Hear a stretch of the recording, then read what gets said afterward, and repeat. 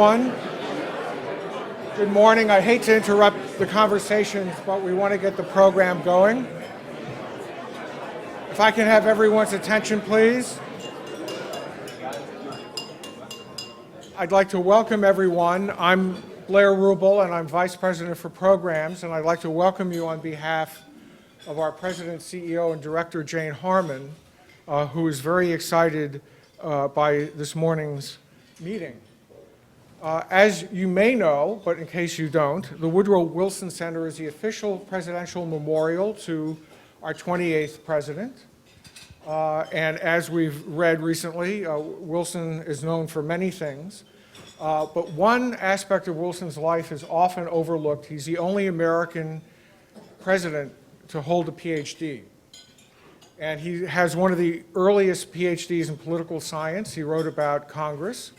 Some very interesting observations given the future problems he had with Congress.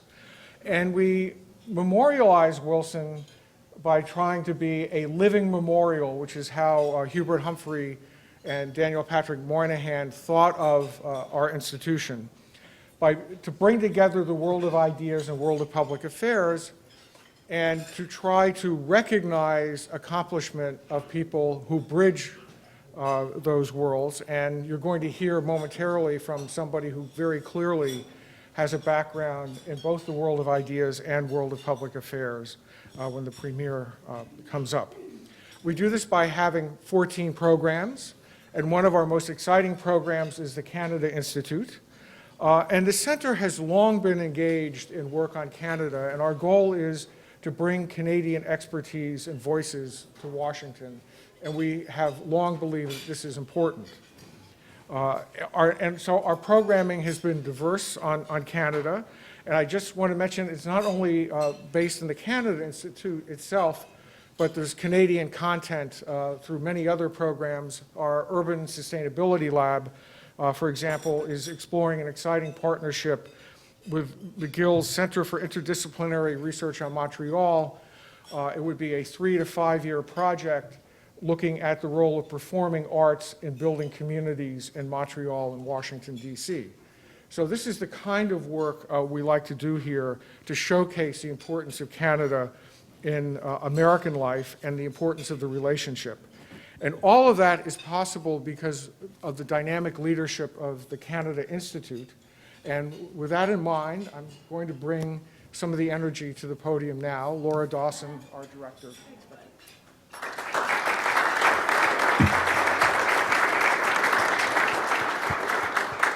Thank you. Good morning. I am an Alberta girl, and I apologize, I cannot make this welcome in French. I would like to, but the welcome is no less warm. As Blair was saying, Canada Institute is a platform for Canada in Washington. And Canada is not a monolith. It is not just one thing. Canada is a nation of diversity, a nation of many important cultures. And one of the most important, of course, is Quebec. Quebec's relationship with the United States is unique and it is important. There are strong cultural and economic ties, and under Premier Couillard, we hope to see these ties growing and expanding. I learn every day about the interesting and important things that Quebec is doing in the United States, and so I'm very interested in hearing what the Premier has to say today. We're delighted to be a partner in hosting this event. The strength of this event is because we've had such strong partnerships with the U.S. Chamber of Commerce, with the Quebec Government Office in Washington. We have a number of our sponsors present. I'd like to acknowledge FedEx and David Short. Yay! GE, David Nelson. Bombardier, David Slack.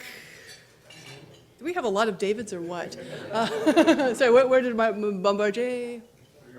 There we go. Hello. Montreal Council on Foreign Relations, not a David, Pierre. Hello, Pierre. Thank you. And Hydro-Québec, which is with us in spirit and may actually be keeping the lights on for all we know. Exactly. They're here in power. So thank you to our sponsors. To introduce the Premier, I am delighted to present Ms. Jody Bond, who is Vice President of the Americas for the U.S. Chamber.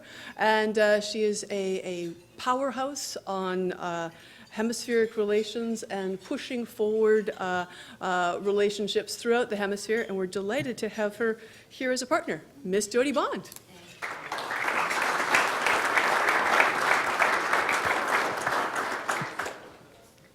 Bonjour. It is so wonderful to be in collaboration with the Wilson Center.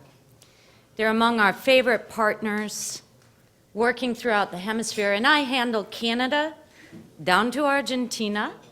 There's a lot going on in this hemisphere right now. But it makes me especially excited when we get an illustrious guest from Canada. Not just because they're our #1 trading partner, our friend, but because my great-grandmother is from Quebec. Okay, now we've set the relationship here. I'm so excited there is such a great turnout for this event because it's a testament to the strength of our relationship, the ties. I've had various people indicate this is the first time that we have had a premier come in 10 years or in 4 years. It doesn't really matter when the last time was. The important thing is we want to make it happen more often. And we too need to be spending more time traveling back and forth because we cherish this relationship together. And the importance that the business community plays because the strength of our economic ties are so deep. We need to constantly remind our governments and our citizens just how essential our bilateral relationship is to the prosperity of both our countries. With that, we can only take on challenging issues and ones that are part of our shared prosperity and growth when we combine together. So visits such as this are so important. Today we are going to hear from a visionary man who, at the age of 22, when most of us were just graduating from college and going on in other places in our career, he was studying to become a medical doctor. And at 28, he later became the director of the Department of Neurosurgery at the hospital Saint-Luc in Montreal. And it's the place where he started his practice, but then later became among his accomplishments were that he set up the Department of Dhahran Neurosurgery in Saudi Arabia after serving as Minister of Health and Social Services. He was a relatively latecomer to politics, but has had a skyrocketing career. And the Premier was elected a member of the National Assembly in 2003. And then, little more than a decade later, following the general election of April 7, 2014, he became the Premier of Quebec. Ladies and gentlemen, I am so honored this morning to welcome the Honorable Philippe Couillard, the Premier of Quebec.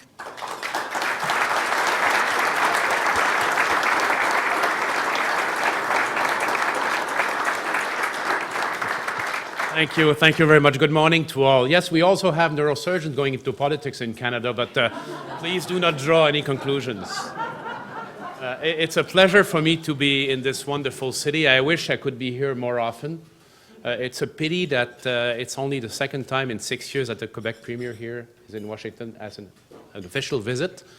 I wish that I will come back many times. We have so many things in common and so many things to do. So I want to recognize a lot of people here in this room and distinguished audience, Madame Bond, of course, Mr. Robel, Madame Dawson, Mr. Prentice, my former colleague with Jim. Jim is here. Hello, Jim. It's a pleasure to see you here today. Mr. Jean-Claude Lauzon was the dynamic head of our delegation in New York, but also responsible for our office here in Washington. Mr. Stevens, Deputy Head of Mission, Embassy of Canada. Mr. Tremblay from our delegation as well. And I also want to tell you how moved and impressed I am by being here at the Woodrow Wilson Center. Of course, I learned a lot. I learned he was the first president with a PhD, which is something I will keep in my memory. But we also remember, by our readings, of course, how influential he was for the world peace. Wilson's 14 points during World War I put a lot of idealism and human ideas in the concept of international relations and the post-World War I design of the world. Now, something that we're all waiting for, your yearly refresher for high school French. Alors, c'est un honneur pour moi d'être invité à prendre la parole devant vous, entrepreneur, représentant d'entreprises qui soutenaient la croissance de l'économie américaine, qui avait une influence sur les politiques économiques des États-Unis. That will be it. That will be it. There will be a test at the end, of course. So it's an honor for me to be invited to speak to you, entrepreneurs, business representatives, who support the growth of the American economy, who influence U.S. economic policy, and who are the driving forces behind the American dream, a dream that must be kept alive, because it's a dream of all humankind. I'm humbled by the fact, again, that I'm the first Quebec Premier to get the chance to speak before you. But I want to take this incredible opportunity to highlight the strong and deep relationship that we have shared for nearly 400 years. You know that Quebec is the only state in North America populated with a French-speaking majority.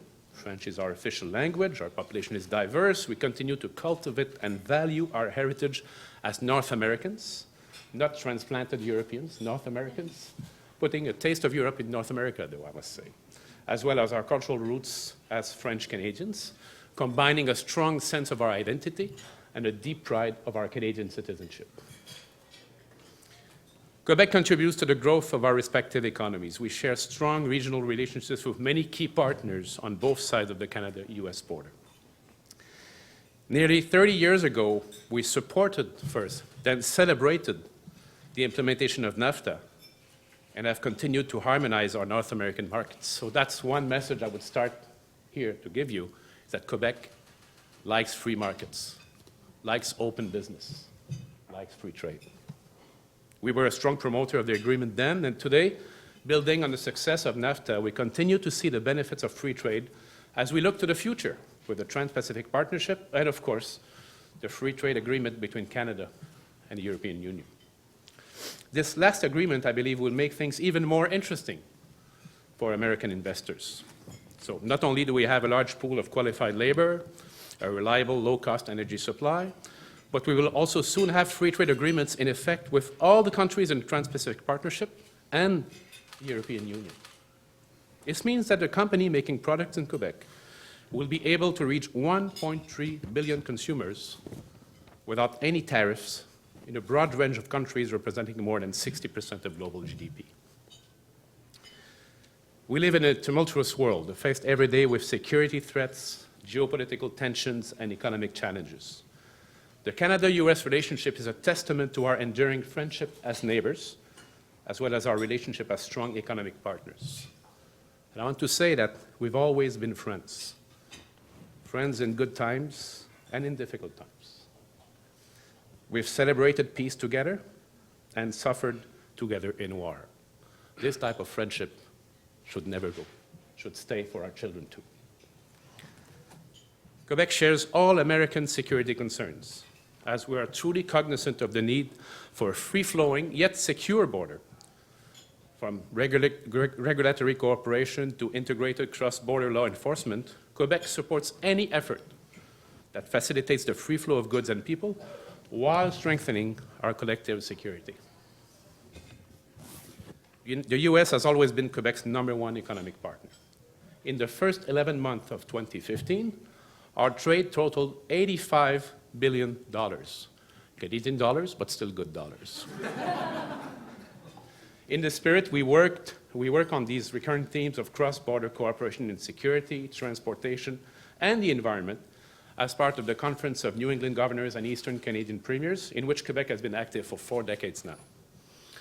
This was also clear at the Summit of Great Lakes and St. Lawrence Governors and Premiers, which Quebec had the honor of hosting last June, when we saw once again that we share far more often than not the same interests. It is in the common interest of the 8 states and 2 provinces located along the Great Lakes and the St. Lawrence to protect the environment of the Great Lakes and St. Lawrence River Basin and design a concerted approach to international maritime transportation. And this sector will grow, automatically grow, not only because of the growth of our economies, because of the influence of the free trade agreements that I mentioned earlier. In addition to our action, it is quite clear just how much we value our relations with the U.S. The long-standing presence of Quebec government's offices here is worth noting. We have offices in New York, Washington, LA, Chicago, Boston, Atlanta, and most recently in Silicon Valley and in Houston. The Quebec government office is our oldest one, celebrating this year its 75th anniversary. It was the very first office in our network of government offices abroad, and Quebec was also the first international bond issuer in 1878 on Wall Street. Our enduring presence is a strong symbol of our commercial, political, and cultural involvement with the U.S., and we are willing, now more than ever, to continue growing this partnership. You could actually say that Quebec is the Canadian province that spends the most energy, time, and resources on strengthening its ties with the U.S. Yesterday, I had the pleasure of meeting with U.S. Trade and Representative Ambassador Michael Froman. Today, I look forward to my conversation with you and American governors, friends, partners who are here in Washington for the winter meeting of the National Governors Association. Today, some 4,500 Quebec businesses, 4,500 Quebec businesses have regular operations in the U.S., mainly in the state of New York, Texas, Vermont, Pennsylvania, and Ohio. We are a hotbed of innovative businesses in a wide range of sectors, such as the special effects software used in a number of blockbuster films. The Revenant, for example, special effects of that were largely designed in Montreal. Moment Factory, a Montreal-based new media and entertainment studio, has created multimedia environments for rock stars and the NFL. And who hasn't heard of the Cirque du Soleil? Of course, Quebec's cultural industry is an important economic sector. Yes, it's fun, but it's also good economy, with great opportunity for strategic collaboration. So many Quebec companies have become players in the American economy. For example, the Saputo Group, a Montreal-based Canadian dairy company, has opened 10 plants in 9 states. The manufacturing company Can-Am is building metal structures for several sports stadiums in the U.S., including the Yankee Stadium. The Caisse de dépôt manages $35 billion of assets here in the U.S., and I was told just before coming here that Bombardier, we have a team from Bombardier, I guess, here, yes, employs over 6,500 people in the U.S., which is very significant. Garda World is one of the world's leading security providers and handles your money transportation and security needs. And finally, CN transports your goods with rail, trucking, and container presence all across North America. So Quebec businesses not only create thousands of direct jobs in the U.S., but they also, as importantly, support a network of local subcontractors in their supply chains. Now, 700 American subsidiaries employ nearly 100,000 people in Quebec. These businesses have understood the benefit of being located in Quebec to take advantage of the local market, including the business climate, the unique and creative human capital that sets Quebec apart. And again, the upcoming trade agreements will add to these advantages. In terms of global competition, Quebec believes that North America as a whole still has some untapped sources of prosperity. Although we have great strength in a number of sectors, perhaps Quebec's greatest contribution to North American prosperity can be, has been, will be in the energy sector. To maintain a competitive edge, our businesses on both sides of the border obviously require a stable, reliable, affordable supply of energy. Quebec is fortunate to be able to rely on its extensive hydropower capacity, which we can attribute in large part to Robert Bourassa. Mr. Bourassa served as Premier of Quebec during the 70s and envisioned the full potential of hydropower, given that we are blessed with 3% of the world's freshwater reserves. And at that time, the choice was between nuclear and hydro, and we're so grateful that Robert Bourassa chose hydro. Currently, the world's 4th largest and North America's first hydropower producer, Quebec has an installed hydropower capacity of 36,000 megawatts. A clean and reliable source of energy, Quebec's hydropower gives it one of the lowest greenhouse gas emissions levels per capita in Canada. That can help neighboring states achieve their own emission reduction targets while shrinking their carbon footprint. Currently, we provide around 10% of the electricity consumed in New England and 6% in the state of New York, and yet we have the capacity to provide more, much more. In 2014, Quebec's electricity export to the U.S. made it possible to prevent the emission of 6.2 million tons of CO2, which is equivalent to 1.6 million cars on your roads. So any industry that sets up in Quebec can count on low cost, clean, reliable, traceable energy, a very strong competitive edge, obviously. And there's a good practical and recent example of this. Amazon Web Services recently announced its intention to settle its operation, its first Canadian operations in Montreal. And the reason was exactly what I just said. I asked the CEO, why did you choose Montreal? She answered, because we want a low, zero carbon environment. And we want to be able to tell our customers around the world that our carbon footprint in Montreal is neutral because of hydroelectricity. So due to its clean energy, climate, and connectivity, Quebec is not only the perfect location for these data centers, but also other associated businesses like cloud computing and technology service companies. So what makes us so unique is that Quebec's abundance of energy and resources and a territory equivalent to the size of Alaska go hand in hand with one of the highest rates of economic diversification among Canadian provinces. So yes, we are also in Quebec a resource-based economy and much more. A rich cultural, academic, and scientific environment makes Quebec a hub of innovation that promotes growth in high technology industries such as aerospace, agri-food, life sciences, information and communication technologies, including digital entertainment, not to mention green technologies and forestry. Such diversification from resources to high-tech help Quebec's economy weather difficult economic conditions across very different business cycles. We have also developed a particularly business-friendly environment over the years. Any industry in Quebec can count and will count on favorable and competitive taxation and assistance from our investing arm called Investissement Québec or Invest Quebec. Maybe some of you have had contact with this great organization and can be a very useful business partners if you want to settle your operations in Quebec. But yes, resources are important, businesses are important, but a country, a state's, a nation's most important resource is the people. So thanks to our excellent level of training, our educated workforce can adapt to changes in technology. Quebec is the North American region with the highest percentage of bilingual citizens, a diverse society with many of our citizens achieving multilingual proficiency. Intense cultural activity, a concentration of researchers from many different cultural and academic backgrounds, and a strong tradition of innovation have made us a biotope of creativity. And something that is not known enough, and I'm happy to repeat here, is that only second to Boston, Montreal is the second highest concentration of university students in North America. Our government has been working in the last 2 years on creating an environment that is conducive to growth. Our priority and the foundation of our growth remains sound public finances, a balanced budget, controlled spending, and sound management of our public debt. So we have achieved in less than 2 years our key objective of balancing our budget and keeping our public debt under control. So we are now rewarded with the freedom of action to invest in our priority sectors, such as education.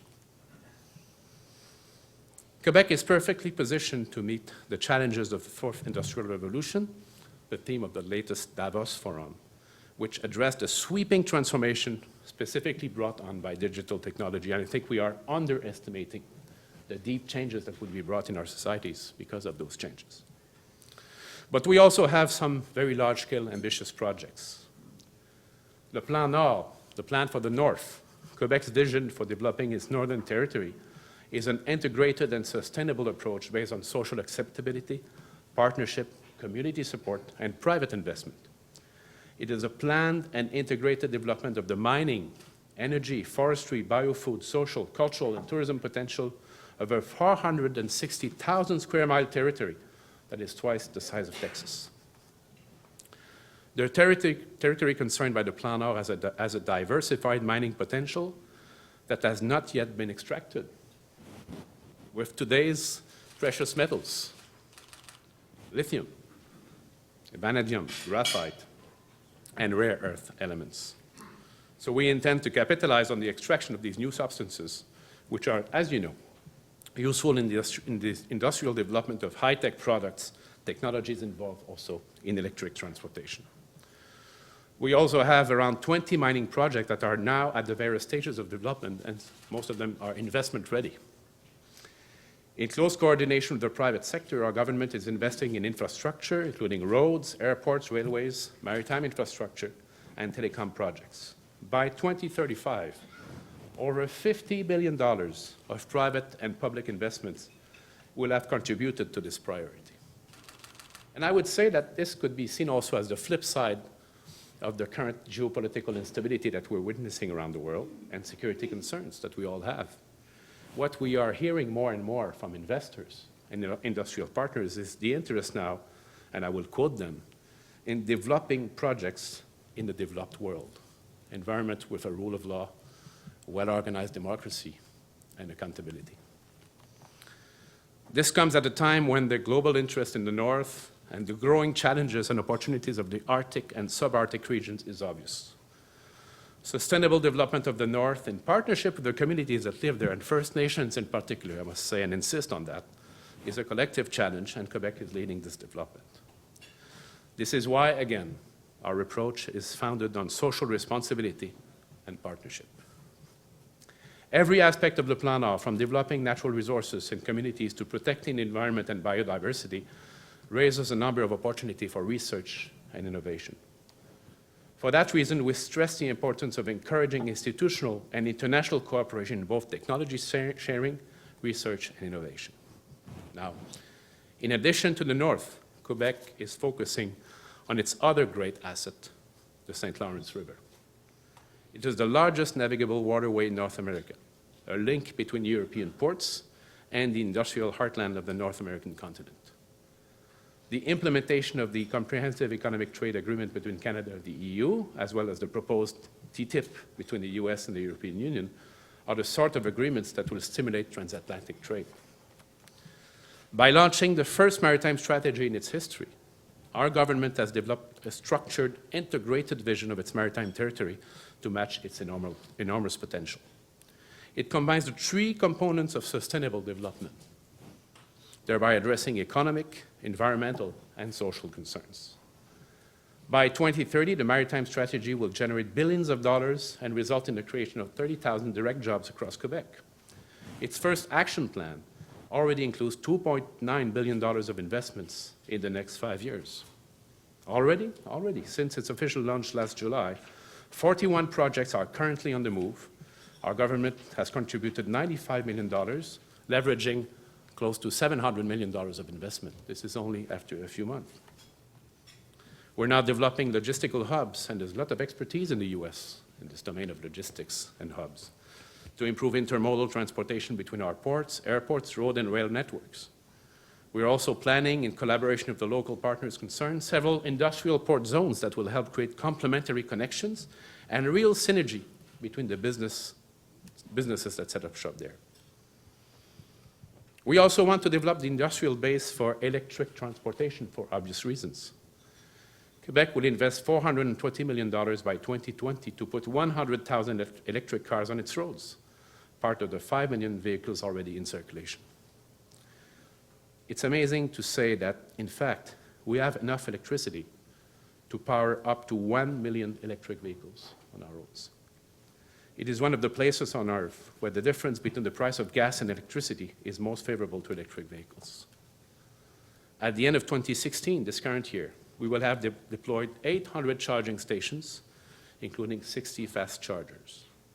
We also want to develop a solid industrial ecosystem by supporting projects and trying to attract international players in the field of electric transportation. We're well positioned, of course, because we have a complete value chain in electric transportation, from lithium mines to light materials stemming from our aeronautical sector. We already have businesses that are active in manufacturing high-capacity batteries, material components, electric engines, light materials, electric charging stations, small volume assemblers of electric subway cars, hybrid buses, and low-speed electric vehicles. Lion Bus, a name that I think you'll hear more and more, based in Quebec, is the first manufacturer of fully electric 70-seat school buses in North America. And as we speak this morning, many children in Quebec are traveling in one of these buses. And we have formed a partnership, which was announced in Davos a few weeks ago, with two French companies, Hexagon and Peugeot, to carry out a study on manufacturing electric car components. The result could lead a French car manufacturer to set up an electric car assembly in Quebec. So, distinguished guests, I think that the examples I have provided today only scratch the surface of the robust relationship that we share and its great potential. But I cannot emphasize enough just how much we value our partnership with the U.S., from our economic ties to our cooperation in research, innovation, academic affairs, and cultural exchanges. Quebec is a business-friendly state, and I hope that our commercial collaborations will continue to expand in the years ahead. We will continue to invest the resources needed to expand these relations in the areas of trade, investment, research, and innovation. After all, as important as our partnership has been in the past, I am convinced that this is only the beginning and that the full potential of this relationship has yet to be achieved. Car quelque important qu'aient été nos échanges, je reste persuadé que nos relations n'en sont qu'à leur début et qu'elles sont encore très loin d'avoir épuisé tout le potentiel qu'elles recèlent. I thank you for your attention and I look forward to the discussion. Merci.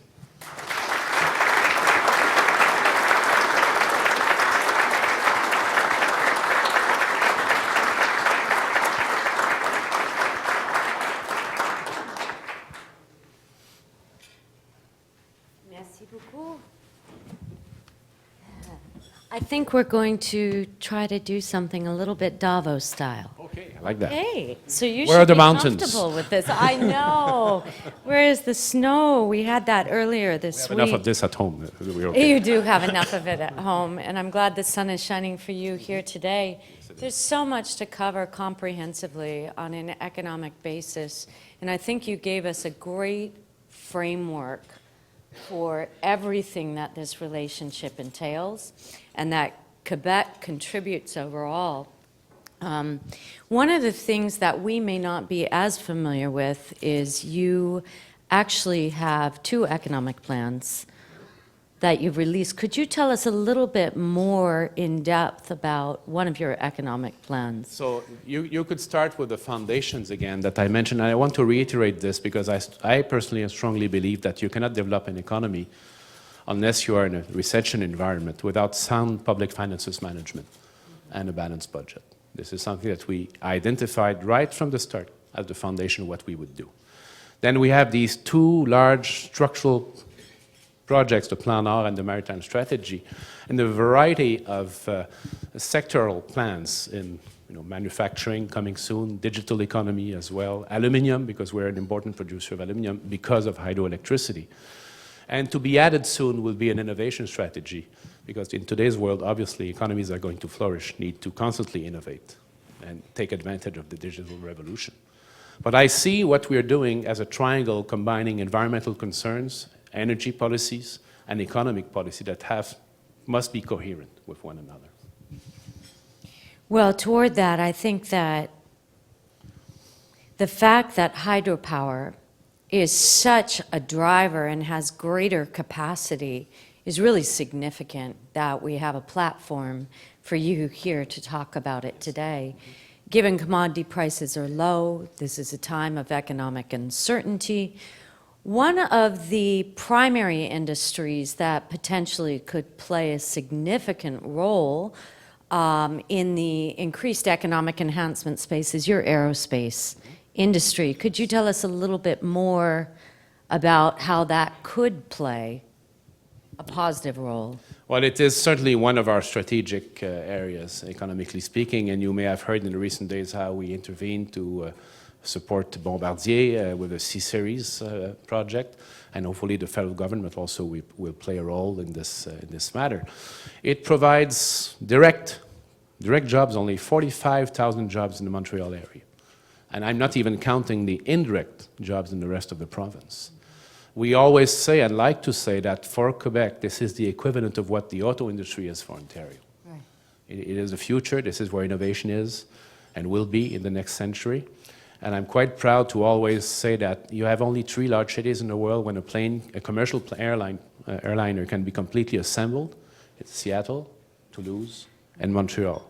So if people are asking themselves, why did the government intervene for Bombardier? We will never let that go. We'll do everything we can, not only to keep it, but to grow it even more. Let's go to trade real quickly, because you talked about your meeting with Ambassador Froman yesterday. And I mean, it's music to our ears to hear you talk about free trade, free markets, the importance. You're coming into the closing round with your own EU trade agreement, and yet there always are, in the final game, some challenges with these trade agreements. Of course, the United States, as we embark upon TTIP, there will be challenges in Quebec. And the most important thing is we have the opportunity to work through each of these tactically. Could you tell us a little bit more about how U.S. businesses can, in an integrated way, have a fair gameplay, if you will, in light of your closure of your agreement? Yes. Well, first, I'd like to say that we hope, and the Prime Minister has indicated in the recent days that he also hopes that the process will be completed in 2016. So it's happening, and it's going to happen. One thing that has been raised in Europe that will certainly be raised as well with the TTIP negotiation, and probably has been raised already, are the investor protection clauses in the agreement, which are now worked upon, and I think will provide a template for the conversations between the US and the European Union. Of course, it's a complex process, I would say, even if our politics can sometimes be somewhat complicated. I'm sure the internal US politics also are not that simple, so the end play of this is hard for me to guess as far as TTIP is concerned. But I would say that, again, if you allow me to say that, in the interval, why don't you settle your businesses in Quebec so you can be part of European free trade right away? Oh, I like it. Okay. I love a promoter. Sooner rather than later. Well, all politics are local, and yet in the macro, we still have deeper issues that we have to be able to talk about together. And when you get down into intellectual property, our Global Intellectual Property Center, I think, has ranked Canada 15th. And so this continues to be an issue when we're looking at attracting innovation. We call it our innovation industry. And how are you looking at intellectual property and strengthening protections for intellectual property overall? I could escape the question in 2 seconds by telling you it's a federal responsibility. And, no, absolutely. And move to the next question, but it would not be fair because we always, of course, have significant concerns on this. Politics is always about reaching balance. For us, this question of IP, if you take the drug industry as an example, is a balance between, yes, the need to innovate and attract innovating businesses in Quebec, but also has to jive with the fact that we fund the healthcare system and drugs largely out of public funds.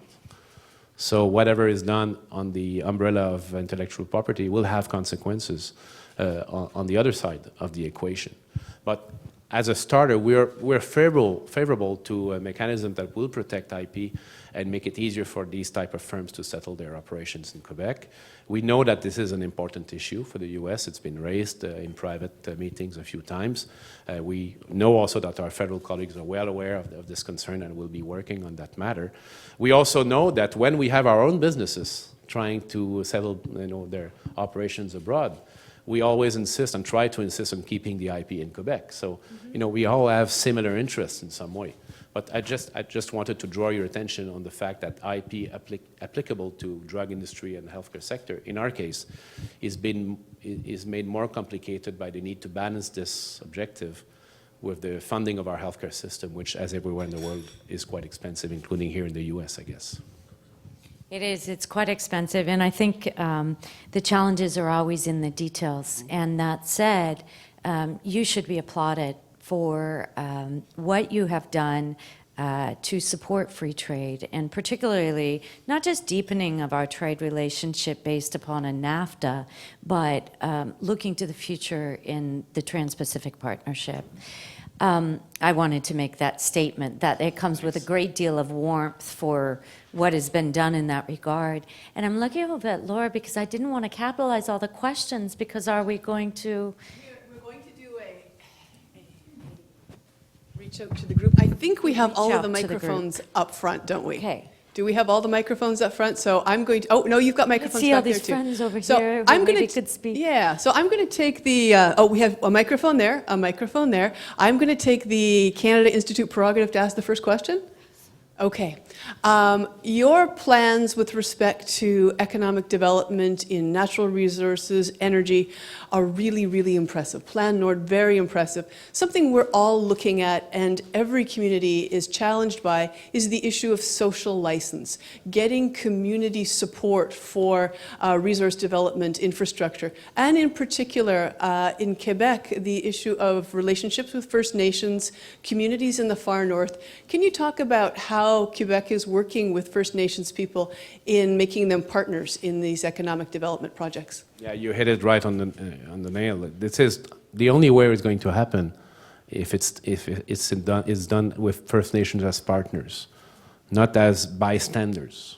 That's critical to us, and we've actually shown. Actually, Bourassa, that I quoted earlier, the reason that he was able to start the hydroelectric development in northern Quebec is because he made a historic pact with First Nations that brought them significant economic and financial benefits out of the hydro projects that we have. So each time we have a mining project, an energy project in a land that is either the home or looked as being, you know, the claimed territory of the First Nations and Inuits, we insist, not only yes, we insist that they are part of the project.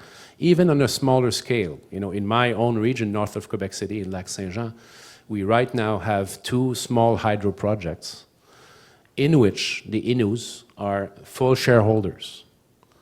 Yes, we have grievances and we have things to look at in terms of territorial claims and other issues that you all know about. But I always like to tell them, I want also to have you as business partners. So to me, it's absolutely critical. And actually, when I go abroad, I'm asked more and more these questions that were not asked years ago.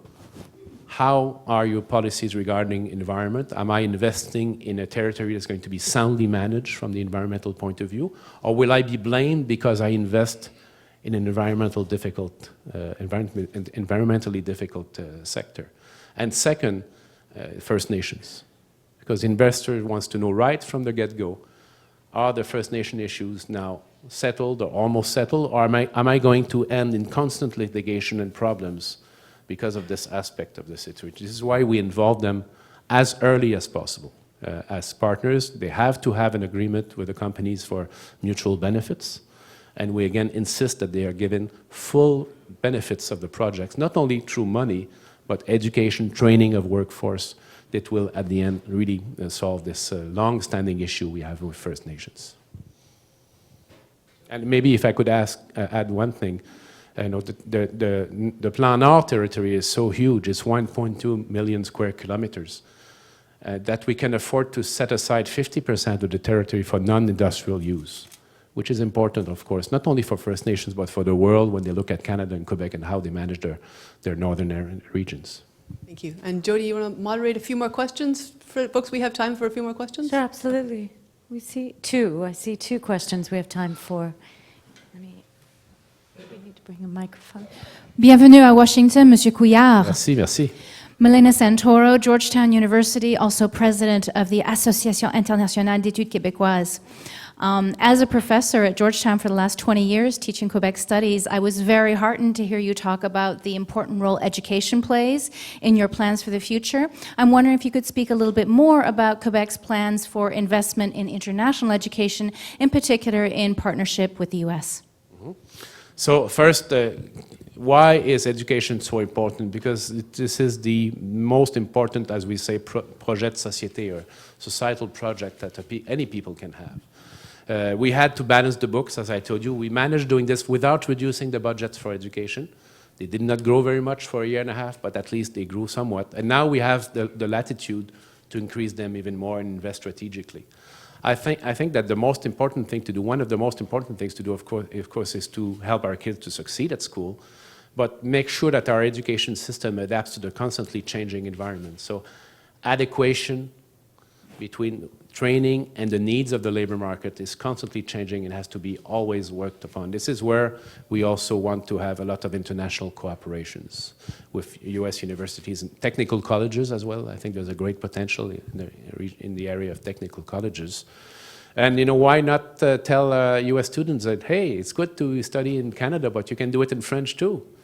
It will make you a fully bilingual professional, and it will give you great advantages in life later. Of course, we have McGill that we're extremely proud of, but we also have this capacity of offering, I'd say, multilingual environments for students. And I think this is something that U.S. education institutions value a lot too. Way far in the back, we have, if you could introduce yourself. Sure. Thank you so much, Premier Couillard. My name is Elaine Zuckerman, and I run an organization here called Gender Action, a nonprofit. I was born and raised in Montreal, Quebec. I graduated from McGill. I worked at McGill for 5 years, but I've lived and worked here for a long time. Thank you so much for sharing so much deep information about the Quebec business climate and achievements and potential. My question is outside of the issues that you raised.